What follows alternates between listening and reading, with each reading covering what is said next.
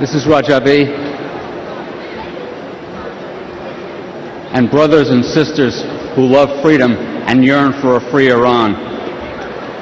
When we met in past years and MEK members were in Ashraf, we always spoke of the danger from Iraq, from Iranian agents in Iraq.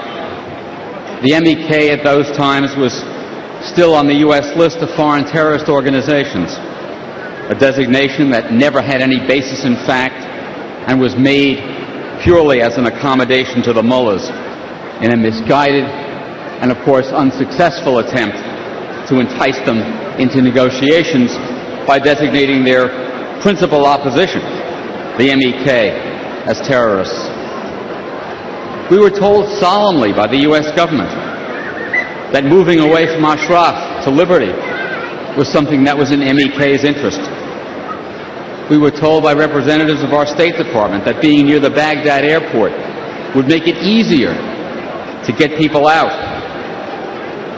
to other countries. And we were also assured that there was an emergency plan. It was secret, it couldn't be disclosed, but we were told that there was a plan if an emergency developed.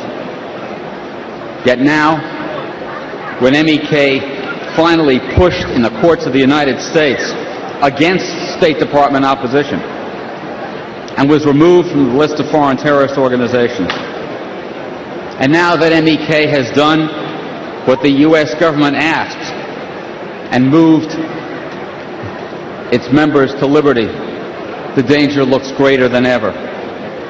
Remember how this started. MEK members gave up their weapons in 1993 when the United States invaded Iraq. They were vetted, all of them, by the FBI and found to have no terrorist connections. They were given personal, individual guarantees by U.S. representatives, including the U.S. military, that they would be treated as protected persons under the Geneva Conventions. Even as their situation has gotten progressively worse, these assurances continued. We are now at a crisis point.